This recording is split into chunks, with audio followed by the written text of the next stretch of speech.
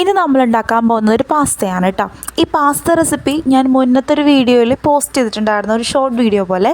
അപ്പോൾ അതിൻ്റെ ഒരു ലോങ് വീഡിയോ ആയിട്ടാണ് ഞാനിപ്പോൾ ഇത് പോസ്റ്റ് ചെയ്യുന്നത് കേട്ടോ. ഒരു സമയം ഇൻസ്റ്റയിൽ ട്രെൻഡിങ് ആയിട്ടുള്ളൊരു സംഭവമായിരുന്നല്ലേ ഇഡ്ലി തട്ട് പാസ്ത എന്ന് പറഞ്ഞിട്ട്.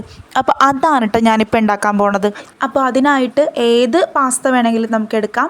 പാസ്ത ഒന്ന് വേവിച്ചെടുക്കണം ആദ്യം. ഈ 2 in 1 എന്ന് പറയുന്നത് പോലെ ഒരേ സമയം ഒരേ പാത്രത്തിൽ ഇത് രണ്ടും നമുക്ക് വെന്ത് കിട്ടിക്കോളും. ഒരു ഇഡ്ഡലി പാത്രം എടുക്കുക, എന്നിട്ട് നമുക്ക് കുറച്ച് വെള്ളം, അത്യാവശ്യം കുറച്ച് മതി, വളരെ കൂടുതലൊന്നും വേണ്ട, കുറച്ച് വെള്ളം എടുക്കുക. അതിനകത്തേക്ക് പാസ്ത ഇടുക, ആവശ്യത്തിന് ഉപ്പും കുറച്ച് ഓയിലും ഒഴിച്ചിട്ട് അത് പിന്നെ വേവാനായിട്ട് വിടുക. അതിന് മുകളിൽ തന്നെ ഒരു തട്ട് വെച്ച് അതിൽ മുട്ട, ഒരു തക്കാളി, കുറച്ച് വെളുത്തുള്ളി, 2 വറ്റൽമുളക്, ഇത്രയുമാണ് ഞാൻ എടുത്തിരിക്കുന്നത്. നമുക്ക് അളവിനനുസരിച്ച് കൂട്ടുക കുറയ്ക്കുകയോ ചെയ്യാം കേട്ടോ. ഇതൊക്കെ വെച്ച് ഒരു 15 മിനിറ്റ് വേവിച്ചാൽ മതിയാവും. ഇത് വേവിച്ച് മാറ്റിയതിന് ശേഷം പാസ്ത ഊറ്റി വെക്കുക, വെള്ളം കളഞ്ഞ് ഊറ്റി വയ്ക്കുക.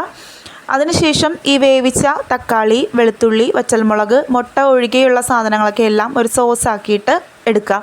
അതിനുശേഷം ഒരു പാത്രം വെച്ചിട്ട് അതിലേക്ക് ബട്ടർ ഇട്ട് ഒന്ന് അലിഞ്ഞ് വരുമ്പോൾ ക്യാപ്സിക്കം, സവാള ഇതെല്ലാം രണ്ടും കൂടി ഇട്ടിട്ട് നല്ലോണം വഴറ്റുക.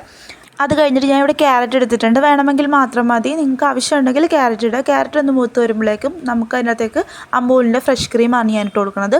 അത് ആവശ്യത്തിന് ഒഴിക്കുക, കൂടുതലായി പോകാണ്ടിരിക്കാൻ ശ്രദ്ധിക്കുക കേട്ടോ. ഇട്ടതിന് ശേഷം നല്ലോണം ഇളക്കിയതിന് ശേഷം ഒരു 2 മിനിറ്റ് ജസ്റ്റ് ഒന്ന് സോട്ട് ചെയ്താൽ മതി. അതിനുശേഷം അതിനകത്തേക്ക് റെഡിയാക്കി വെച്ചിരിക്കുന്ന പാസ്ത ഇടുക.